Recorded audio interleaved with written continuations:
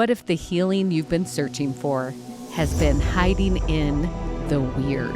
Taking the Weird Out of Woo is a new series that's on a mission to normalize non-traditional therapies and explore healing beyond the mainstream, one episode at a time. Each week, we bring together 3 powerful elements: a skeptic who's open but unsure, an expert who's lived and studied the method, and a real experience that just might change everything. From sound healing to breathwork, energy medicine, and beyond, we're diving into the woo with curiosity, compassion, and a willingness to ask, could this actually help? This isn't just entertainment. It's an invitation to feel, to heal, and to explore what's possible when nothing else has worked. Welcome to Taking the Weird Out of Woo. Let's heal together. So Jay Shetty says in one of his books that young boys, as they're studying to become monks, the very first lesson that they receive is about breath. And if we think about it, the first thing that happens as we enter this world is breath. The last thing that happens as we exit this world is breath. So you can imagine the power of breath. It can upregulate our system, give us energy. It can downregulate our system, give us peace. So today we're going to learn a powerful technique with breathwork. Breathwork, learning to move some of that stagnant, stuck energy, maybe old emotions, perhaps just a new, fresh perspective, so that we can now allow more room for peace and calm and joy. So let's go check it out as we find out from our expert and our skeptic today in our episode about breath.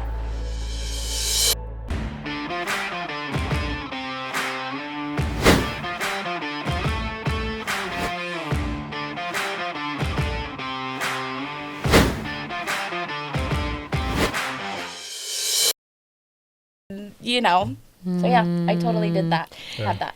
So let's go there. Mm-hmm. You have some intentions. Yes. You've been very, very deliberate with your experience today, which I actually think is very powerful, and Paul can speak to that if he wants to. Talk to us about why you're here. Yeah. Can I take a minute just to... Okay.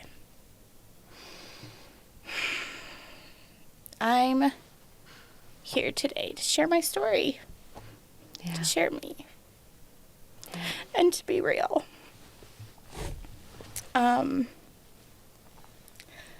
I really felt that at first this was just going to be like a fun experience. I was like, oh, this is going to be fun. Wendy and I have played. We're going to play. It's going to be so much fun, and it's going to be amazing. And that was that. And then I had a night where I woke up in like an absolute panic. And it was like I've named different parts of my body, and the part of my body and the part of me that talks to me is like, baby girl, baby girl. It's like, no, that's not how it's going to be that. It's going to be that. But it's also going to be you working through trauma and working through the sexual abuse that you had as a child. And that's what this breath work is here to help you work through and to get through. And to be there to help you with. And it's going to be okay. And it's going to be beautiful and wonderful. So that's what I'm here today for. As scared as I am, as nervous as I am, and as excited I am, that's what I'm here. That's what I'm intended for today. And what's on the other side? What's on the other side when you do whatever the breath is going to do? And then I would love for Paul to walk you through this. Yeah. So what is on the other side? The first thing that comes to mind is like, I see me. I see me. Yeah. I love how you're talking your concept of healing. And it's like, it's really just like breaking down all the other things so that I can just see me and who I am and just accept me and be with me. Yeah. Who I am. So Paul, you came here with those intentions. What are your thoughts? At the end of this breathwork experience, I hope it's really anticlimactic. Like, I hope it's like, oh my gosh, I felt so much in there. I released so many things, which is performative at best. But it's an important thing to experience, because if at the end of this you can land and be like, it didn't make a difference, some part of you goes, maybe that's the point. Yeah. Maybe the difference I've been waiting for, maybe the healing is to actually let go of the waiting for it and be like, oh, like I'm good. Like the stories, like I'm going to use them differently rather than hope that they're going to disappear. No, I do know that I've heard and been taught that for the mass majority of individuals, especially in the Western world, that we're very shallow breathers, and that adds to that anxiety that like it's basically telling our body we're in fight and flight, right? So the slower we breathe, and if the researchers have studied animals, the ones that breathe the slowest live the longest, right? So I just think it's so fascinating that we can do so many different things with breath. And like you said, there's so many, yoga has hundreds, thousands of different styles, and so is breath. So today, talk to us about the breath and the power of the breath that you're going to be guiding today with. Yeah, so the breath we're going to use today is primarily built for access. Like that's what we want to do. We want to see if we use the breath in a really particular way, what parts of ourselves can we access that may not have been as available or as clear when we access them in the state that we'll be in after the breathing that we're going to do. What energy might be in there that hasn't been safe to really feel. Breath can be unbelievably powerful for doing this, but also like you want to be really sensitive to that too, because it's not hard to use breath to like get in a 3-point stance and blast through a wall of your emotional elements, or even to get to run into your trauma and stir it up like a beehive.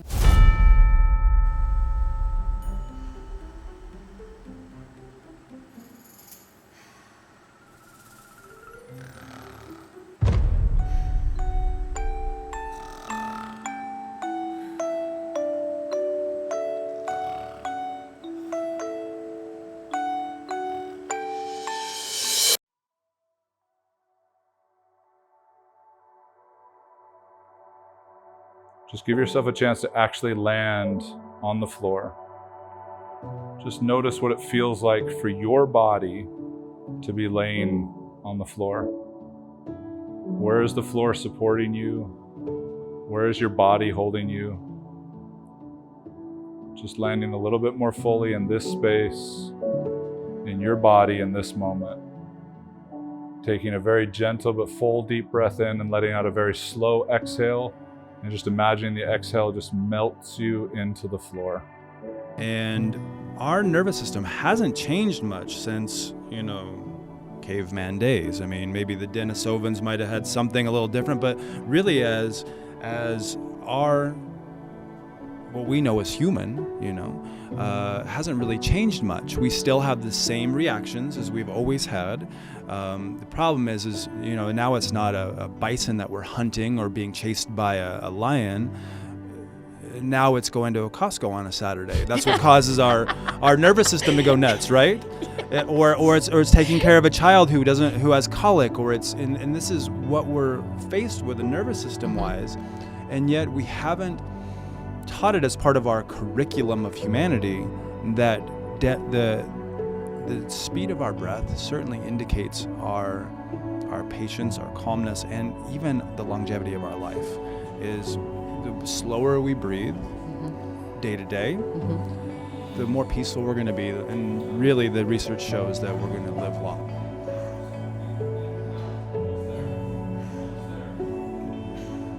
Just a little bit, if you can. Stay with what honors you. Find your edges, but if you can, let the music support. In, out, in, out, in, out, in, out. See if you can breathe out any idea of how this was supposed to go or what this was going to be like. Whether you've done breath work or not, You've never been right here in this moment, in this place, breathing like this.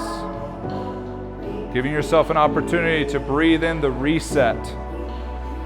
Breathe in the opportunity to actually be right here with far less leverage or ideas of what was or what will be, and to breathe more fully into what is. Good job. In, out. In, out.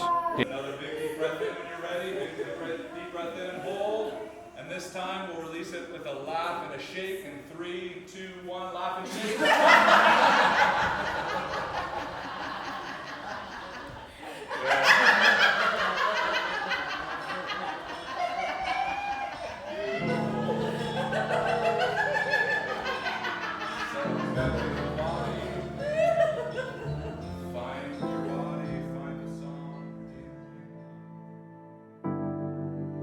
Were not okay the way that they were. Go find that little girl. Go find that little boy and get down on their level and look at them in the eyes and say, I see you. You exist. And you haven't done anything wrong.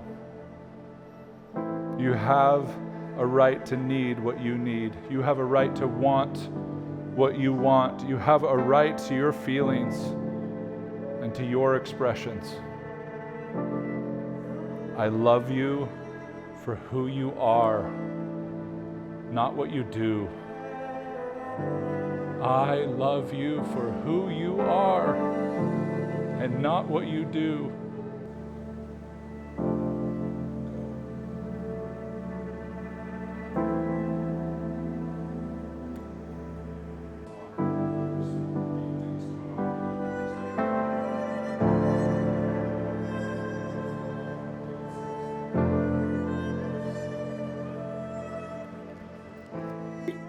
Well, the first thing I'm curious about is if we were to zoom out right now and think about the moment Wendy reached out to you for being a part of something like this. Yeah.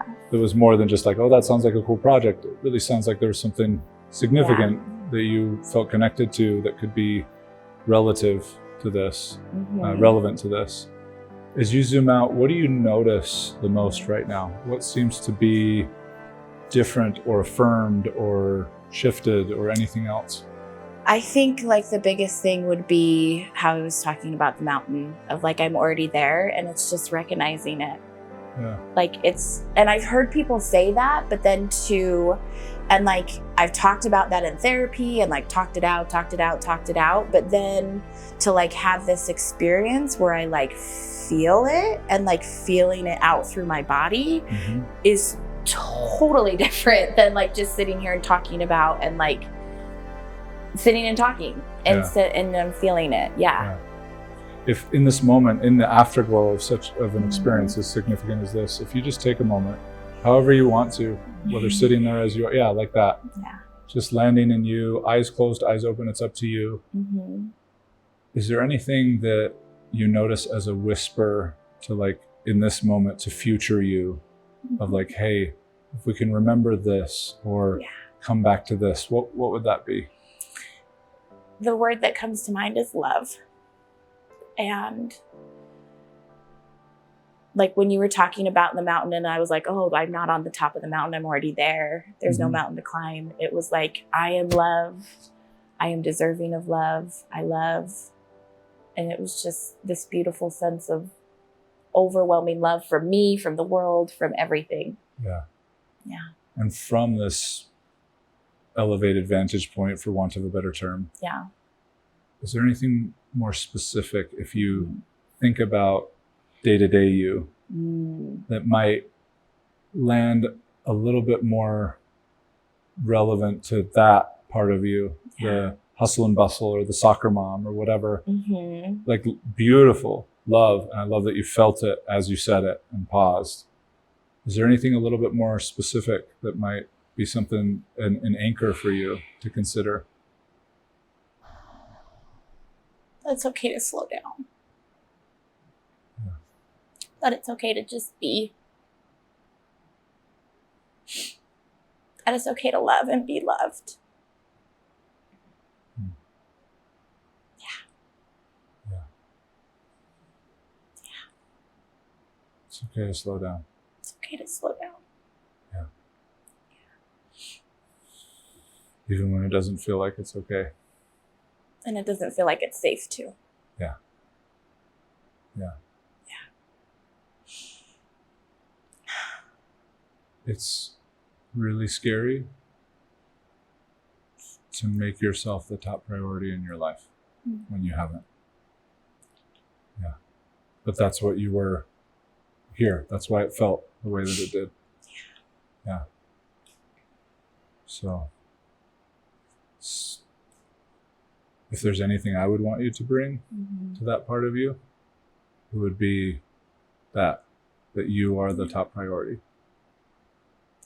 That if you love anyone in your life, your kids, anybody, as much as we want to love them, check in first with what version of me are they getting? Are they getting the fulfilled, the taken care of, the allowed to go slow version of me? Yeah. Or are they getting the pick up the scraps and the pieces and eventually it'll be my day? Yeah. Yeah. And not only is it okay to go slow, it's really important to go slow. Yeah. Okay. And I think so often, going slow is like taking a nap or just laying or watching TV or something. But I'm like, it's not. It's not the, like you were talking about, like the rejuvenating afterwards of being slow here. Yeah. Being slow here. And all those things are great too. Totally. But when you start there, where you just felt, then you do those things more consciously, unless as like an escape. Yeah. Even binging a TV series or whatever, or wanting a bowl of ice cream, like it, just being more conscious and more present, more safe for you to be doing those things. So, yeah.